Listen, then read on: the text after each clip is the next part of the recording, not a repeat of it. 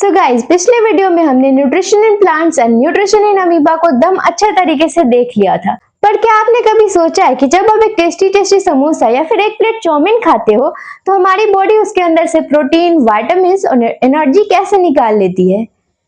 और छोड़िए समोसों को, क्या हो अगर आप एक कंकड़ या फिर एक सख्त चीज निकाल लो, क्या हमारा पेट उसे भी पचा सकता है? तो इसके लिए हमारे बॉडी में पूरी एक फैक्ट्री चल रही है जिसको हम बोलते हैं ह्यूमन डाइजेस्टिव सिस्टम।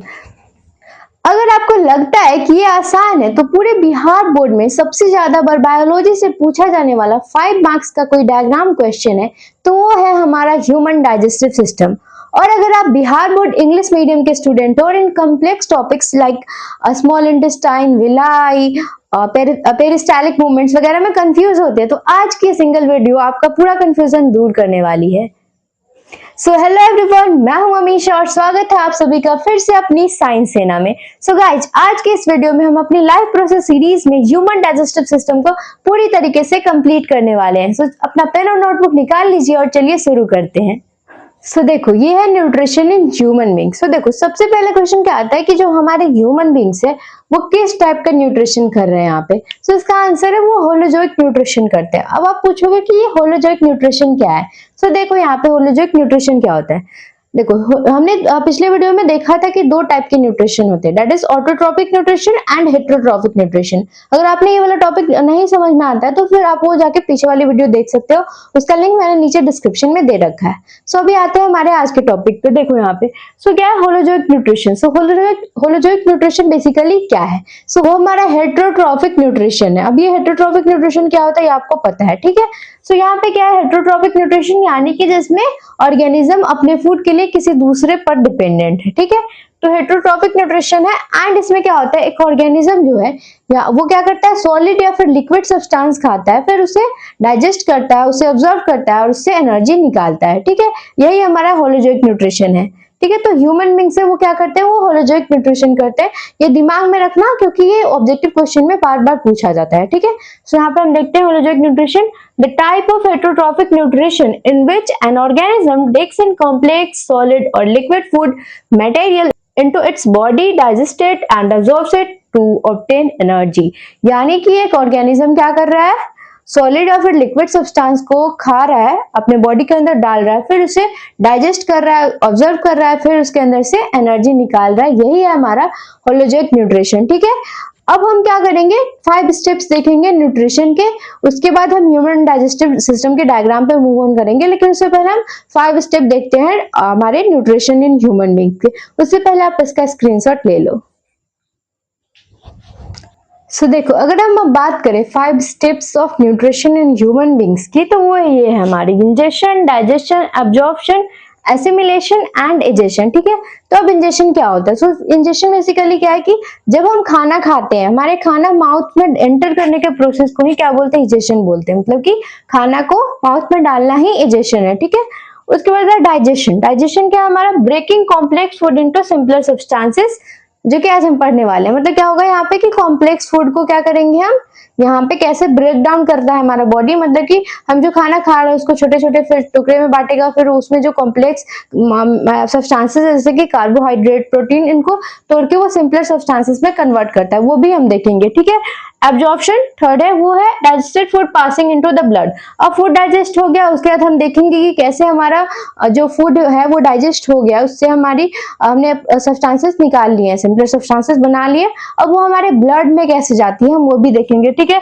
फोर्थ आता है एसिमिलेशन, यानी कि cell utilising absorb food for energy and growth. अब जो यूटिलाइज्ड फूड हो गया, ब्लड में भी चला गया, अब क्या है कि वो सेल उसको यूज करके अपने लिए अपने ग्रोथ के लिए इस्तेमाल करेगी और एनर्जी के लिए इस्तेमाल करेगी, ठीक है।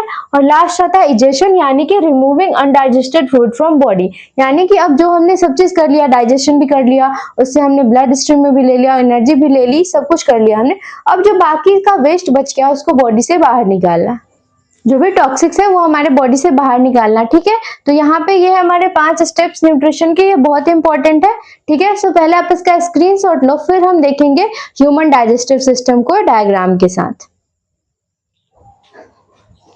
चलो अब ह्यूमन डाइजेस्टिव सिस्टम को पहले हम ड्रॉ करते हैं, फिर हम उसके फंक्शन को समझेंगे एंड फिर हम थियरी में उसको एक एक चीज लिखा हुआ है हम नोट्स के फॉर्म में मैं दूंगी आपको, फिर मैं उसे एक्सप्लेन करूंगी। ठीक है, तो सबसे पहले हम इसे ड्रॉ करते हैं।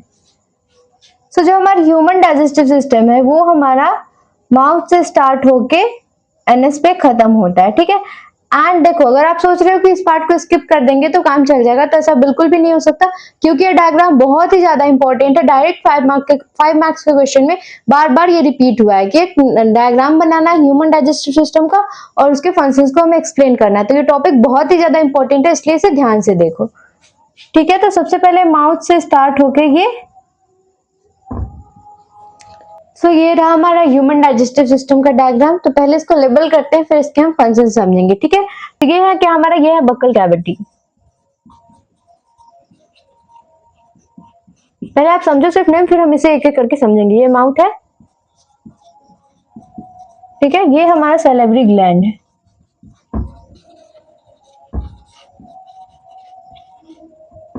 ये है हमारा इसोफेगस जिसको कि हम फूड पाइप भी बोलते हैं।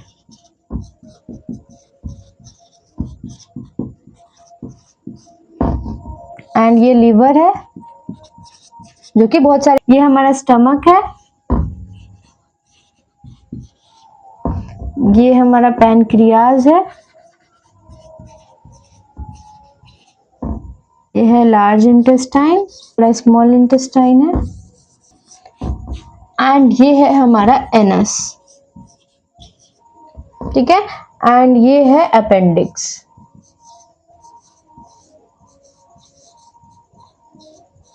ठीक है, तो ये हमारा ह्यूमन डाइजेस्टिव का डायग्राम रहा एंड इसके लेबल डायग्राम है। यहाँ पे मैंने एक एक पार्ट बता दिया कि क्या है कौन सा। ठीक है, अब हम समझेंगे कि एक एक का काम क्या है पूरे डिटेल में। ठीक है, तो सबसे पहले यहाँ पे देखो माउथ से लेके एनस तक हमारा ह्यूमन डाइजेस्टिव सिस्टम है, काम करता है। ठीक है, एंड इसको पूरा यहाँ से माउथ से लेके एनस तक के पार्ट को हम क्या बोलते हैं, एलिमेंट्री कनाल बोलते हैं। ठीक है, एंड इसकी लेंथ कितनी होती है हमारे बॉडी में, मतलब कि अगर ये पूरा अगर हम निकाल के बॉडी में से एक्सटेंड करें तो ये पूरा 9 मीटर का होता है, यानी कि अगर इसे पूरा लेके हम खींचेंगे तो ये पूरा 9 मीटर का होता है। ठीक है, तो माउथ से लेके पूरा एनस तक का पार्ट क्या है हमारा, एलिमेंट्री कनाल है। ठीक है, देखो यहाँ पे डेफिनेशन के फॉर्म में एलिमेंट्री कैनाल क्या है, continuous muscular hollow tube extending from mouth to anus through which food passes to gets digested, absorbed and digested. यानी कि एलिमेंट्री कैनाल क्या है, हमारे माउथ से स्टार्ट होकर एनस तक जा रहा है और ये क्या है, एक कंटिन्यूअस मस्कुलर हॉलो ट्यूब है, यानी कि खोखला ट्यूब है। ठीक है, जो कि माउथ से एनस तक जा रहा है, उसके बाद जो उससे फूड एंटर होता है फिर वो डाइजेस्ट होता है, फिर वो यहाँ पे एब्जॉर्ब होता है और फिर वेस्ट मटेरियल बाहर निकाल दिया जाता है जिसके थ्रू। ठीक है, its length is approx 9 metres in human body, यानी हमारे ह्यूमन में एलिमेंट्री कैनाल को अगर पूरा एक्सटेंड किया जाए माउथ से लेके हमारे एनस तक तो वो उसका लेंथ कितना आएगा, 9 मीटर आएगा। ठीक है, और एक और चीज यहाँ पे देखना, पेरिस्टालिक मूवमेंट क्या है, the rhythmic contraction and रिलैक्शन of oesophagus, यानी कि फूड पाइप का, जिससे कि खाना पूरे बॉडी में डाइजेस्टिव ट्रैक में आगे बढ़ता है। ठीक है, तो स्मॉल इंटेस्टाइन कहीं भी यही चीज हमारा काम आता है, पेरिस्टालिक मूवमेंट डायरेक्ट कहीं भी एंटर नहीं करता, वो पेरिस्टालिक मूवमेंट के थ्रू, यानी कि पहले कॉन्ट्रैक्शन फिर रिलैक्सेशन, कॉन्ट्रैक्शन रिलैक्सेशन, इस तरीके से खाना आगे बढ़ता है। ठीक है, सो इसका आप स्क्रीनशॉट ले लो। अब इमेजिन करो कि आप दुकान गए और दुकान से गरम गरम समोसा लिया और उसे खाना स्टार्ट किया। तो सबसे पहले आप क्या करते हैं, अपने दांतों की मदद से उस खाने के छोटे छोटे टुकड़े करने लगते हैं। ठीक है, तो क्या आपको लगता है कि हमारा जो असली काम है वो दांत करता है? सो नहीं, यहाँ पे हमारे मुंह में क्या होता है कि सेलेवरी ग्लैंड, जो मैंने बताया आपको, सेलेवरी ग्लैंड होता है, वो क्या करता है, सलाइवा रिलीज करता है। ठीक है, उसमें एक एंजाइम प्रेजेंट होता है जिसको कि हम क्या बोलते हैं, सेलेवरी अमाइलेस बोलते हैं। ठीक है, वो क्या करता है, सलाइवा प्रोड्यूस करता है। अब ये सलाइवा क्या होता है, तो जब आप कभी भी टेस्टी टेस्टी खाना देखते हो तो जो आपके मुंह में पानी आता है ना, वही हमारा सलाइवा। ठीक है, तो वो क्या करता है, यहाँ पे उसमें डाइजेस्टिव एंजाइम प्रेजेंट होते हैं और वो क्या करता है, ब्रेक डाउन करता है कॉम्प्लेक्स फूड को सिंपल शुगर में। ठीक है, यानी कि हमने जो भी खाना खाया उसमें जो कार्बोहाइड्रेट है उसको वो सिंपल शुगर में कन्वर्ट कर देता है। ठीक है, तो ये काम होता है हमारा सलाइवा का। ठीक है, यहाँ पे, और उसके बाद मैं आपको बता दूं कि इस इसीलिए जब आप ज्यादा देर तक रोटी चबाते रहते हो तो फिर वो मीठी लगने लगती है, क्योंकि यहाँ पे सलाइवा ने उसे डाइजेस्ट कर दिया था, सिंपल शुगर में कन्वर्ट कर दिया था कार्बोहाइड्रेट को। ठीक है, तो यहाँ पे ये बहुत ही ज्यादा इंपॉर्टेंट है। तो यहाँ पे 1 मार्क क्वेश्चन भी बनता है कि ह्यूमन डाइजेस्टिव सिस्टम में डाइजेशन कहाँ से स्टार्ट होता है, तो दिमाग में रखना माउथ से ही स्टार्ट हो जाता है, क्योंकि यहाँ पे जो हमारा सैलिवरी ग्लैंड प्रेजेंट है ये वाला, ये क्या करता है, एंजाइम रिलीज करता है कॉम्प्लेक्स शुगर को यानी कि कार्बोहाइड्रेट को कन्वर्ट कर देता है किसमें, सिंपल शुगर में कन्वर्ट कर देता है। इसीलिए हम जब ज्यादा देर तक रोटी को चबाते रहते हैं तो वो मीठा लगने लगता है। तो आई होप कि आपको समझ में आया होगा ये वाला पार्ट। ठीक है, तो यहाँ पे हमारा डाइजेशन कहाँ से स्टार्ट हो रहा है, तो वो माउथ से स्टार्ट हो रहा है। 1 मार्क क्वेश्चन है, दिमाग में रखना है। ठीक है, अब डायग्राम के थ्रू समझ लिया। अब देखो माउथ को ही हम बक्कल कैविटी बोलते हैं। ठीक है, तो उसमें सबसे पहले क्या है, टीथ है। टीथ किस चीज में हेल्प करता है, mechanically chew, grind and break down large food particles into smaller ones।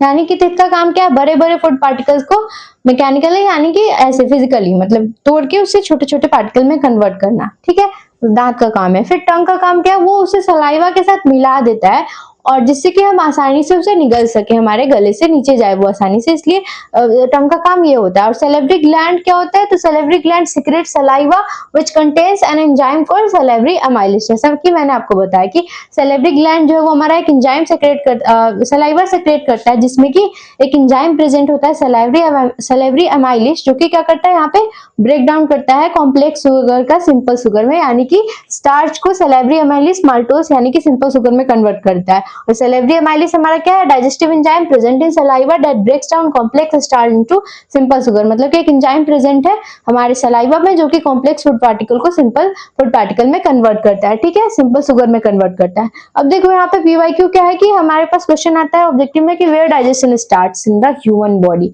मतलब कि डाइजेशन ह्यूमन बॉडी में कहाँ से शुरू होता है, तो माउथ से शुरू होता है या फिर बकल कैविटी से शुरू होता है। इसे दिमाग में रखना। सो पहले आप इसका स्क्रीनशॉट लो, फिर हम आगे बढ़ते हैं। ठीक है, अब हम आगे बढ़ते हैं। तो अब हमारे मुंह से खाना नीचे जाना है। एक बात बताओ, अगर हम एक पाइप में यहाँ पे पत्थर डालेंगे तो क्या होगा, वो पत्थर डायरेक्ट नीचे गिर जाएगी। ठीक है, लेकिन हमारा खाना वैसे नहीं जाता। अगर वो हमारा खाना इस लंबी सी लाइन को हम फूड पाइप बोलते हैं, जिससे कि हमारा खाना मुंह से स्टमक में जाता है। ठीक है, तो अगर इसमें हम खाना डालते हैं और अगर जैसे पाइप में पत्थर डालो तो वो डायरेक्ट नीचे गिर जाता है, अगर वैसे होता तो फिर यहाँ पे हम खाना डालते हैं, खाना डायरेक्टली हमारे स्टमक में नीचे गिर जाता, फिर हमारे पेट में दर्द होता है। इसीलिए हमारे साथ ऐसा नहीं होता है। ठीक है, तो यहाँ पे क्या होता है, हमारा जो खाना है वो कैसे जाता है, तो टूथपेस्ट के एग्जाम्पल से आप समझ सकते हो। कैसे आप टूथपेस्ट के ट्यूब को ऐसे दबाते हो तो वो आराम से निकलता है, उससे पेस्ट डायरेक्टली नहीं, ऐसे नहीं है कि एक ही बार पूरा निकल जाता है, वो एक सिस्टमेटिक वे में मतलब कि धीरे धीरे निकलता है। ठीक है, तो खाना भी हमारा माउथ से स्टमक पर उसी तरीके से जाता है। ठीक है, कैसे, तो सबसे पहले खाना आया, पहले हमारा क्या होगा, एक्सटेंशन होगा, यहाँ पे फूड पाइप ऐसे फूलेगी। ठीक है, फिर खाना ये कंट्रैक्ट करेगी, ऐसे दबाएगी, फिर खाना नीचे जाता है, फिर से वहां पे ऐसे, देखो यहाँ पे समझते हैं, ये हमारा फूड पाइप है। ठीक है, यहाँ पे खाना आया तो पहले ये ऐसे यहाँ पे एक्सपैंड होगी, फिर ये क्या होगा, यहाँ पे कॉन्ट्रैक्शन, फिर एक्सपैंड करेगी, फिर कॉन्ट्रैक्ट, फिर एक्सपैंड, कॉन्ट्रैक्ट। तो इस तरीके से हमारा खाना जो है वो माउथ से कहाँ जाती है, स्टमक में जाती है। और इस मूवमेंट को हम क्या बोलते हैं, पेरिस्टालिक मूवमेंट बोलते हैं।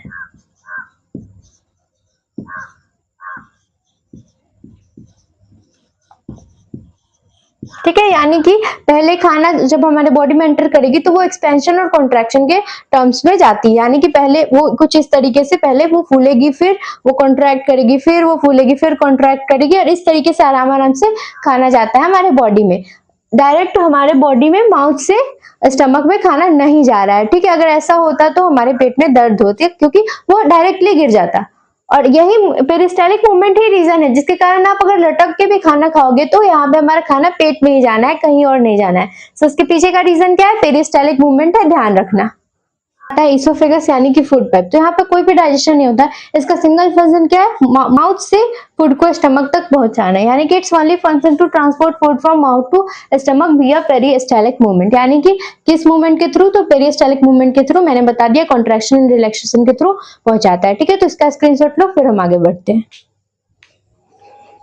अब देखो हमारा खाना माउथ से इसोफेगस के थ्रू हमारे पेट में आ चुका है। ठीक है, अब हमारे पेट में क्या होता है, सो यहाँ पे तीन बहुत ही इंपॉर्टेंट और खतरनाक लोग रहते हैं जो कि गैस्ट्रिक ग्लैंड से निकलते हैं। सो सबसे पहला हमारा क्या आता है, HCl यानी कि हाइड्रोक्लोरिक एसिड। आपको पता है ये इतना खतरनाक है कि आपके अगर स्किन पे गिर जाए तो स्किन जला दे, ठीक है। सो इसके दो काम होते हैं। पहला कि अगर आप खाना खाते हो उसके साथ आप कुछ गंदे गंदे बैक्टीरिया भी खा लेते हो, हमारा HCl है ये दो काम करता है। पहला, आपने जो खाना खाया उसके साथ आपने जो गंदे बैक्टीरिया अपने पेट के अंदर डाल दिए उसका काम वहीं पे खत्म कर देता है, ठीक है। एंड दूसरा काम ये क्या करता है, ये हमारे पेट के मतलब कि मीडियम को एसिडिक बनाता है। अब ऐसा ये क्यों करता है, सवाल आता है कि अब ये ऐसा करता क्यों है। तो जो इस यहाँ पे हमारे स्टमक का दूसरा मेंबर है पेप्सिन, ये बहुत ही नखरेबाज आदमी है। इसका काम क्या है, इसका काम होता है कि वो प्रोटीन को डाइजेस्ट करता है, लेकिन यहाँ पे ये क्या कहता है, नखरे करता है। बोलता है कि जब तक हमारे स्टमक का मीडियम जो है वो एसिडिक नहीं होगा तब तक मैं काम नहीं करूंगा। इसीलिए यहाँ पे हमारा हाइड्रोक्लोरिक एसिड क्या करता है कि एसिडिक मीडियम बना देता है और वो बोलता है कि एसिडिक मीडियम मैं बना दे रहा हूँ, तू अपना काम कर ले, ठीक है। तो पेप्सिन का काम क्या होता है, प्रोटीन डाइजेस्ट करने का काम होता है, ठीक है। तो पहला मेंबर HCl था जिसके दो काम थे। पहला कि हमने खाने के साथ जो भी बैक्टीरिया वगैरह खा लिया उसको क्या करता है, ये वहीं पे उसका काम खत्म करता है, ठीक है। और दूसरा काम क्या है, वो स्टमक के मीडियम को एसिडिक बनाता है ताकि ये एंजाइम पेप्सिन काम कर सके। तो ये क्वेश्चन भी बार बार पूछा जाता है कि HCl क्यों बनाता है एसिडिक मीडियम, तो इसलिए बनाता है ताकि हमारा एंजाइम पेप्सिन जो है वो काम कर सके, क्योंकि बहुत नखरेबाज आदमी ऐसे काम नहीं करता, बोलता है कि जब तक एसिडिक मीडियम नहीं होगा मैं काम नहीं करूंगा, ठीक है। अब सवाल ये आता है, अगर आप सोच रहे हो कि अगर ये HCl इतना ही खतरनाक है तो ये हमारे स्किन को जला सकता है, तो फिर ये हमारे स्टमक को क्यों नहीं जलाता, क्योंकि हमारे पेट पे प्रेजेंट है तीसरा इंपॉर्टेंट मेंबर जो कि है म्यूकस। सो यहाँ पे म्यूकस क्या करता है, म्यूकस जो है वो हमारे पेट की दीवार पे एक परत की तरह लगा होता है, ठीक है।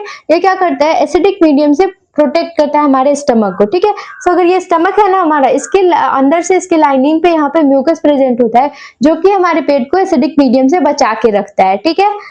सो आपको ये समझ में आया होगा। अभी आप सोचो, अब सिर्फ अभी आप समझो, इसका मैंने पूरा नोट्स भी यहाँ पे रखा है, फिर हम उस नोट्स के फॉर्म में भी इसे समझेंगे। पहले हम यहाँ पे डायग्राम से समझ रहे हैं, ठीक है। तो अब थर्ड आता है स्टमक। तो स्टमक क्या है, large J shaped muscular organ which expends when food enters. मतलब कि एक हमारा यहाँ पे मस्कुलर है ऑर्गन है जो कि इसमें खाना डालो तो वो एक्सपेंड कर जाता है, यानी कि फूल जाता है, ठीक है।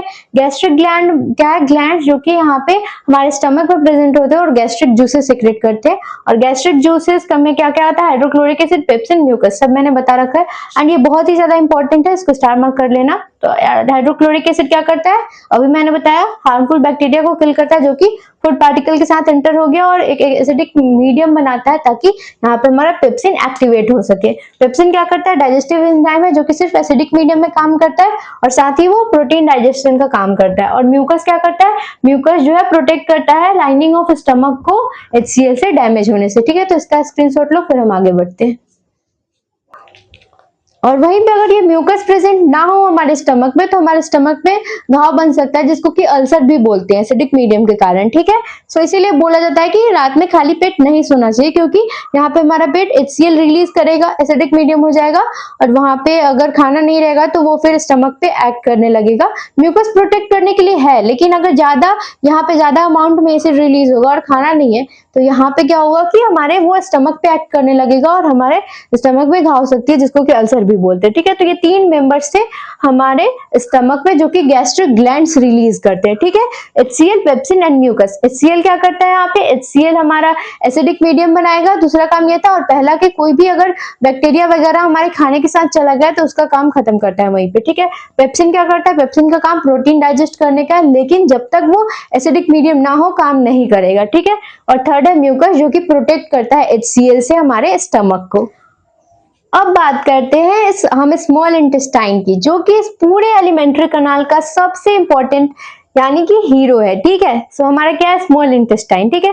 सो ये सबसे इंपॉर्टेंट है क्योंकि कंप्लीट डाइजेशन ऑफ फूड कहाँ पे होता है, स्मॉल इंटेस्टाइन में भी, स्मॉल इंटेस्टाइन में ही होता है।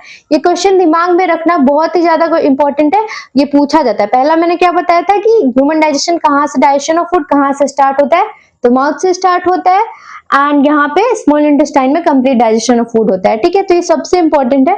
सो यहाँ पे देखो क्या होता है, इस स्मॉल इंटेस्टाइन में दो इंपॉर्टेंट मेंबर्स अपने जूस सिक्रेट करके भेजते हैं, वो आता है हमारा लिवर और पेनक्रियाज, ठीक है। तो स्मॉल इंटेस्टाइन में यहाँ पे क्या होता है, लीवर और पेनक्रियाज अपने अपने जूसेस भेजते हैं यहाँ पे, वो जो सेक्रेट कर रहे हैं, ठीक है। सो यहाँ पे लीवर क्या करता है, लीवर हमारा बाइल जूस सेक्रेट करता है। अब ये बाइल जूस करता क्या है, तो देखो यहाँ पे जो हमारे बाइल जूस का काम क्या है, हम जो फैट खा रहे हैं जो भी, ठीक है, वो बड़े बड़े पार्ट्स में होते हैं, ठीक है। तो उनको तोड़ना आसान नहीं होता है। तो ये क्या करता है, यहाँ पे बाइल जूस उस फैट मॉलिक्यूल पे एक्ट करता है, और उस फैट, मान लो कि हमारा फैट मॉलिक्यूल है, ठीक है, ये हमारा फैट मॉलिक्यूल है, क्या है, फैट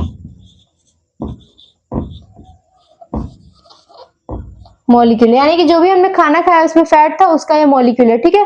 अब इसको डाइजेस्ट करना बहुत ही मुश्किल है, तो यहाँ पे ये बाइल जूस इस पे एक्ट करता है और इसको छोटे छोटे पार्टिकल में ऐसे तोड़ देता है। अब इससे क्या होता है, छोटे छोटे पार्टिकल में तोड़ने से क्या होता है कि यहाँ पे जो एंजाइम है वो इस पे आसानी से एक्ट कर सकती है, क्योंकि यहाँ पे सरफेस एरिया बढ़ गया। मतलब कि पहले अगर किसी को एक्ट करना था तो इतना बड़ा था तो वो पूरे बाहर से ही सिर्फ एक्ट कर सकता था, लेकिन अब जैसे ही ये छोटे छोटे टुकड़े में टूट गया तो सब पे एक्ट कर सकता है ना, उतने ही।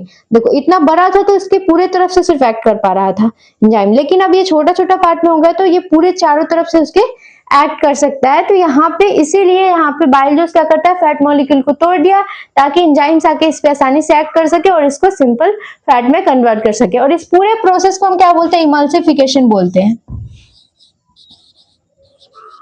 सब सवाल आता है कि इमल्सिफिकेशन क्या होता है, तो यही होता है, फैट मॉलिक्यूल्स को तोड़ना छोटे छोटे पार्टिकल में ताकि सरफेस एरिया बढ़ जाए और ये आसानी से डाइजेस्ट हो सके। इमल्सिफिकेशन ऑफ फैट्स बोलते हैं, और ये भी बहुत ज्यादा इंपॉर्टेंट है, ये 2 मार्क्स से क्वेश्चन में पूछ लेता है कई बार कि इमल्सिफिकेशन ऑफ फैट क्या है। तो मैं अभी आपको वो लिखाऊंगी डेफिनेशन के फॉर्म में, पहले समझो यहाँ पे, ठीक है।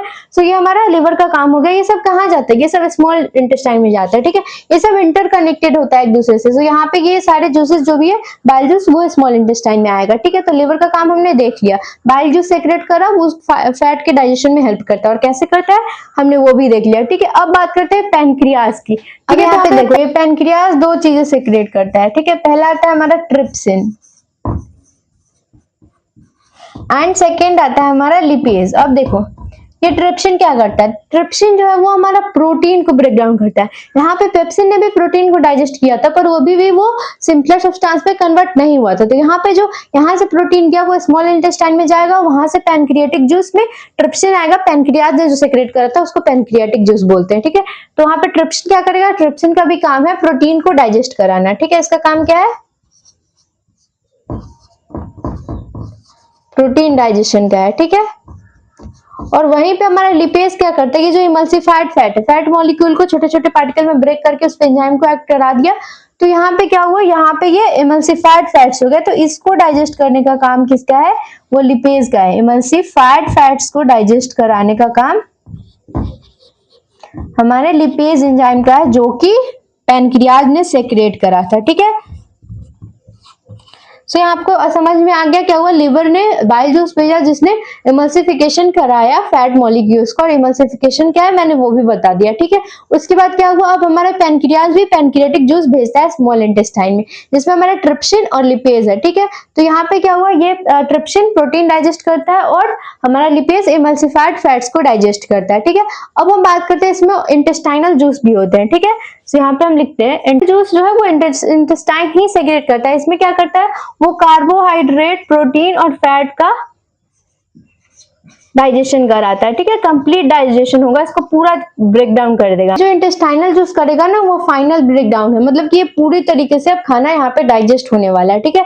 तो कार्बोहाइड्रेट, इंटेस्टाइनल जूस एक्ट करेगा और कार्बोहाइड्रेट को कन्वर्ट करके क्या बना देता है, ग्लूकोज बनाता है, ठीक है। फैट्स को कन्वर्ट करके ये फैटी एसिड और ग्लिसरॉल में कन्वर्ट कर देता है, ठीक है।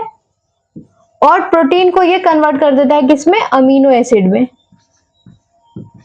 ये बहुत ही ज्यादा इंपॉर्टेंट है क्योंकि ये लास्ट ब्रेक डाउन हो रहा है, यानी कि यहाँ पे हमारा खाना फाइनली डाइजेस्ट हो चुका है। तो इसने क्या करा, कार्बोहाइड्रेट को ग्लूकोज में कन्वर्ट कर दिया, फैट्स को फैटी एसिड और ग्लिसरॉल में और प्रोटीन को अमीनो एसिड में। ठीक है, तो आपने देखा शुरू से स्टमक से शुरू हुआ, हल्का हल्का एक्ट होकर प्रोटीन डाइजेस्ट किया पेप्सिन, फिर से यहाँ पे ट्रिप्सिन ने भी प्रोटीन को डाइजेस्ट किया, फिर यहाँ पे बाइल जूस ने एमल्सिफाई किया फैट्स को, फिर पैनक्रियाज के लिपेज ने एमल्सिफाइड फैट को डाइजेस्ट किया, अब लास्टली इंटेस्टाइनल जूस ने क्या करा, कार्बोहाइड्रेट को ग्लूकोज में कन्वर्ट कर दिया, फैट्स को फैटी एसिड और ग्लिसरॉल में और प्रोटीन को अमीनो एसिड में। ये बहुत इंपॉर्टेंट है, क्वेश्चन भी पूछ लेता है कि कार्बोहाइड्रेट का लास्ट फॉर्म क्या आया, या फिर फैट्स का, प्रोटीन का, सबका पूछ लेता है। ठीक है, तो इसीलिए बोला गया था कि डाइजेशन ऑफ फूड कहाँ कंप्लीट होता है, स्मॉल इंटेस्टाइन में कंप्लीट होता है, और ये सिंपल ब्रेकडाउन हो चुका है।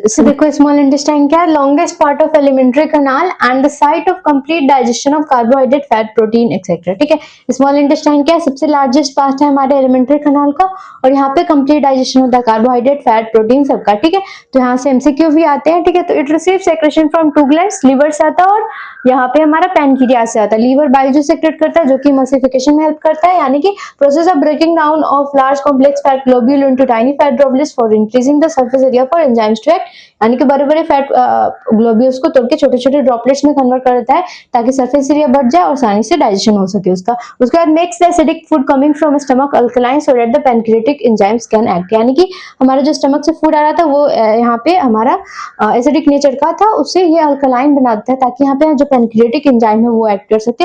अब पैनक्रियाज सेक्रेट करता है ट्रिप्सिन और लिपेज, ट्रिप्सिन प्रोटीन को पेप्टाइड में डाइजेस्ट करता है और एमल्सिफाइड फैट को भी डाइजेस्ट करता है। ठीक है, उसके बाद ये इंटेस्टाइनल जूस सेक्रेट करता है जो कि कार्बोहाइड्रेट को ग्लूकोज में, फैट्स को फैटी एसिड और ग्लिसरॉल में और प्रोटीन को अमीनो एसिड में डाइजेस्ट करता है। ठीक है, तो ये सारे बहुत ही ज्यादा इंपॉर्टेंट है, इससे एमसीक्यू बार बार रिपीट होते हैं, सो आप इसका स्क्रीनशॉट ले लो। अब देखो कार्बोहाइड्रेट बन चुका है ग्लूकोज, प्रोटीन बन चुका है अमीनो एसिड और फैट बन गया फैटी एसिड एंड ग्लिसरॉल। लेकिन अभी भी ये जो डाइजेस्टेड फूड है ये भी अब हमारा स्मॉल इंटेस्टाइन में ही घूम रहा है, लेकिन इसका काम तो हमारे पूरे बॉडी में, तो अब हमारे ये पूरे बॉडी में कैसे पहुंचेगा। तो देखो ये हमारा जो स्मॉल इंटेस्टाइन है इसके दीवार पे क्या होता है, ऐसे फिंगर लाइक स्ट्रक्चर होते हैं, कैसे, कुछ इस तरीके से। ठीक है, इसको हम क्या बोलते हैं, इसको बोलते हैं विलाई, ये पूरे को क्या बोलते हैं, हम विलाई बोलते हैं। ठीक है, एंड ये फिंगर लाइक स्ट्रक्चर होते हैं, इसको मैंने मतलब कि बनाया है ऐसे, ये पूरे इसके अंदर स्मॉल इंटेस्टाइन के दीवार पे इस तरीके से प्रेजेंट होते हैं। ठीक है, अब क्या होता है यहाँ पे, और इससे ये कनेक्टेड होते हैं ब्लड वेसल्स। ठीक है, बहुत सारा पूरा बॉडी का ब्लड वेसल्स इधर से कनेक्टेड होता है, मतलब कि main lines of blood vessels यहाँ पे इससे कनेक्ट होते हैं विलाई से। ठीक है, अब ये क्या करता है, इसका शेप इस तरीके का क्यों है, तो यहाँ पे क्या होता है ना, ये सरफेस एरिया बढ़ा देता है यहाँ पे। ठीक है, ये क्या कर रहा है यहाँ पे ऐसे है ना, तो यहाँ पे सरफेस एरिया बढ़ गया ताकि अच्छे से ये जो खाना डाइजेस्ट हुआ है ये अब्जॉर्ब हो सके। यहाँ पे क्या होता है हमारा absorption of food, surface area बढ़ा दे रहा है ताकि हमारा फूड अब्जॉर्ब हो सके। आप सोचोगे कि ये सरफेस एरिया कैसे बढ़ा रहा है, तो मैं आपको समझाती हूँ। तो यहाँ पे कैसे सरफेस एरिया बढ़ा, अगर ये एक स्ट्रेट लाइन होता तो अगर किसी को हमें यहाँ पे खड़ा कराना होता तो हम यहाँ पे कुछ इस तरीके से खड़ा करा पाते। ठीक है, लेकिन यहाँ पे क्या है कि कुछ इस तरीके से फिंगर लाइक स्ट्रक्चर है, मतलब उंगली की तरह ऐसे ऐसे ऐसे स्ट्रक्चर है। ठीक है, तो यहाँ पे क्या हुआ, अगर हमें किसी को खड़ा कराना तो हम कितने लोगों को खड़ा करा सकते हैं, इस सारे स्लोप पे हम खड़ा करा सकते हैं इस तरीके से। ठीक है, तो इसीलिए यहाँ पे इसका स्ट्रक्चर इस तरीके से होता है और सरफेस एरिया बढ़ा देता है ताकि जो भी हमारा खाना है वो अच्छे से अब्जॉर्ब हो पाए, ताकि ये सबसे कांटेक्ट में आएगा तो इसको ज्यादा जगह मिलेगा ना खाना के अब्जॉर्ब होने के लिए। ठीक है, तो इसीलिए इसका ये क्या है, फूड पार्टिकल्स है, सॉरी फूड पार्टिकल्स नहीं है, डाइजेस्टेड फूड पार्टिकल्स है। ये ब्लड वेसल से कनेक्टेड है और ये मिलियंस में प्रेजेंट होते हैं, मतलब कि बहुत ज्यादा प्रेजेंट है हमारे स्मॉल इंटेस्टाइन के पूरे दीवार में प्रेजेंट है, जिससे कि खाना एब्जॉर्ब होके ब्लड वेसल के थ्रू हमारे बॉडी में जा सकता है। ठीक है, तो ये हमारा विलाई रहा। विलाई देखो ये बहुत ही ज्यादा इंपॉर्टेंट क्वेश्चन है, ये बार बार प्रीवियस ईयर क्वेश्चंस में रिपीट हुआ है। क्या what are villi and write their function, question का फॉर्म चेंज हो सकता है, जैसे कि how is the small intestine designed for better absorption of food. ठीक है, तो विलाई क्या है, villi are the millions of microscopic finger like projection on the inner lining of small intestine. ठीक है, तो क्या है कि फिंगर लाइक स्ट्रक्चर है जो कि हमारे स्मॉल इंटेस्टाइन के दीवार पर प्रेजेंट होता है कुछ इस तरीके से। ठीक है, इसका फंक्शन क्या है, the increase the effective surface area for absorption of digested food, surface area बढ़ा रहा है फूड को एब्जॉर्ब होने के लिए, और दूसरा rich network of blood vessels है जिससे कि एब्जॉर्ब न्यूट्रिएंट्स जो है वो आसानी से ट्रांसपोर्ट हो पाते हैं पूरे ब्लड स्ट्रीम में। ठीक है, तो इसका स्क्रीनशॉट लो, फिर आगे बढ़ते हैं। अब हम बात करते हैं ह्यूमन डाइजेस्टिव सिस्टम के लास्ट स्टेशन की, जो कि हमारा द लार्ज इंटेस्टाइन। ठीक है, सो यहाँ पे क्या होता है, सुनो। स्मॉल इंटेस्टाइन से जब खाना गुजरता है तो कार्बोहाइड्रेट्स को, जो हमने ग्लूकोज में कन्वर्ट करा था, अमीनो एसिड, फैटी एसिड वगैरह सब कुछ ऑब्जर्व हो चुका है विलाई के थ्रू। ठीक है, अब जो चीज आगे बढ़ेगा वो हमारा वेस्ट मटेरियल है। ठीक है, सो यहाँ पे क्या होता है, जब ये आगे बढ़ेगा ना तो इसमें बहुत सारे वेस्ट चीजें मौजूद है। अगर इसको बॉडी से नहीं हटाया गया तो ये हमारे लिए बहुत सी ज्यादा नुकसान करेगा। ठीक है, तो जो बचा वो हमारा वेस्ट मटेरियल बचा है यहाँ पे। ठीक है, तो उसको बॉडी से बाहर निकालना उतना ही एसेंशियल है जितना कि खाना खाना। ठीक है, नहीं तो हमारी बॉडी में बहुत सारी दिक्कतें हो सकती है यहाँ पे। ठीक है, सो यहाँ पे क्या है, लार्ज इंटेस्टाइन का काम क्या है, लार्ज इंटेस्टाइन यहाँ पे क्या करता है, उस वेस्ट मटेरियल से वो यहाँ पे वाटर और सॉल्ट को ऑब्जर्व करता है। अगर यहाँ पे ये ना हो तो इसी को हम बोलते हैं डिहाइड्रेशन, यानी कि हमारे बॉडी में भयानक पानी की कमी हो सकती है अगर लार्ज इंटेस्टाइन ने अपना काम नहीं करा ढंग से। ओके, तो यहाँ पे समझ में आ रहा होगा आपको कि लार्ज इंटेस्टाइन भी उतना ही जरूरी है, जितना कि खाना खाना जरूरी है उतना ही वेस्ट को बाहर निकालना भी जरूरी है। ठीक है, तो यहाँ पे लार्ज इंटेस्टाइन का काम क्या है, उस वेस्ट मटेरियल मतलब कि जो स्मॉल इंटेस्टाइन से जो भी चीज आगे जा रहा था उसमें कुछ वेस्ट है। ठीक है, तो वो क्या करेगा, वहां पे वाटर और सॉल्ट, वो पूरा लिक्विड फॉर्म में होता है। ठीक है, तो उससे वाटर और सॉल्ट को निकाल लेता है। अगर वो लार्ज इंटेस्टाइन अपना काम ना करे तो हमें डिहाइड्रेशन हो सकती है, यानी कि पानी की कमी हो सकती है। ठीक है, तो वो लास्टली क्या करता है, लार्ज इंटेस्टाइन उससे वाटर और सॉल्ट को ऑब्जर्व करता है एंड फिर जो बच गया हमारा वो वेस्ट है उससे बॉडी से बाहर निकाल दिया जाता है एनएस के थ्रू। ठीक है, सो एनएस के यहाँ पे एनएस जो है वो एनल स्फिंक्टर से कंट्रोल होता है। फूड के बाहर निकलने के मूवमेंट को किससे कंट्रोल किया जाता है, एनल स्फिंक्टर से कंट्रोल किया जाता है। वो यहाँ पे रेगुलेट करता है कि कब बाहर निकालना है एंड कब नहीं। ठीक है, तो ये हुआ हमारा। अब यहाँ पे सिर्फ हमारा बच गया है, तो अब जब खाना हमारा यहाँ पे वेस्ट मटेरियल से वाटर और सॉल्ट ऑब्जर्व कर लिया गया है लार्ज इंटेस्टाइन में, तब क्या होता है कि सॉलिड वेस्ट बच जाता है, मतलब सिर्फ कचरा बच गया। तो यहाँ पे वो रेक्टम में, ये रेक्टम है हमारा, यहाँ पे वो मतलब कि टेम्पररी स्टोर करके रखा जाता है, मतलब थोड़े टाइम के लिए यहाँ पे वो स्टोर करके रखा जाता है। फिर जब बॉडी को नीड आती है उसे वो फिर बाहर निकाल देता है एनएस के थ्रू। ठीक है, सो यहाँ पे हमारा ह्यूमन डाइजेस्टिव सिस्टम कंप्लीट हो गया। अब लास्ट है लार्ज इंटेस्टाइन एंड एनएस। तो देखो, undigested unabsorbed food particle move into the large intestine, यानी कि अब जो भी बच गया वेस्ट मटेरियल यहाँ पे जो कि ना डाइजेस्ट हो पाया ना ऑब्जर्व हो पाया, वो हमारा लार्ज इंटेस्टाइन में चला जाता है। The walls of the large intestine observe excess water and salt यहाँ पे, और जो वॉल लार्ज इंटेस्टाइन का वॉल है वो क्या करता है, यहाँ से एक्सेस वाटर और सॉल्ट को ऑब्जर्व कर लेता है जिससे कि डिहाइड्रेशन ना हो।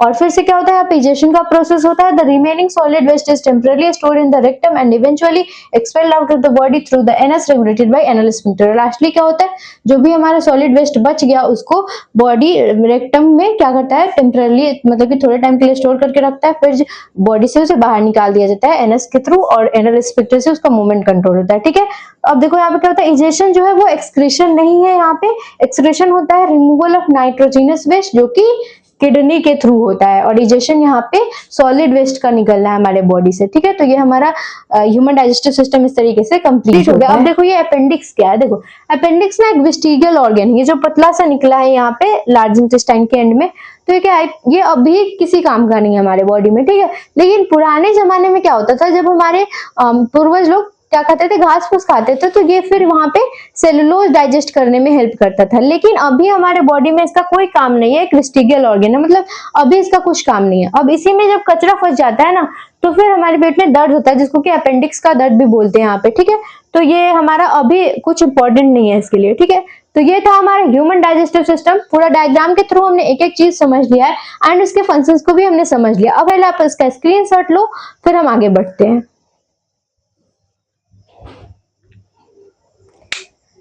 सो गाइस, आज हमने हमारे बॉडी के अंदर चलने वाली इस कमाल की फूड फैक्ट्री को एकदम अच्छे तरीके से समझ लिया है। माउथ के सैलिवरी अमाइलिस से लेके लार्ज इंटेस्टाइन तक हमने हर एक टॉपिक को डिस्कस कर लिया एंड उसके फंक्शंस भी देख लिए।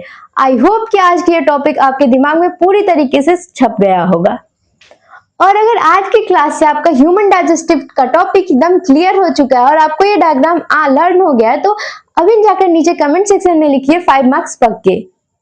और हाँ, भूलना मत, आज तो हमने सिर्फ खाने को पचाकर ग्लूकोज बनाया है, पर हमारी बॉडी इस ग्लूकोज को जलाकर एनर्जी कैसे बनाती है वो हम सीखेंगे इस चैप्टर के सबसे इंपॉर्टेंट और नेक्स्ट टॉपिक की, जिसका नाम है रेस्पिरेशन।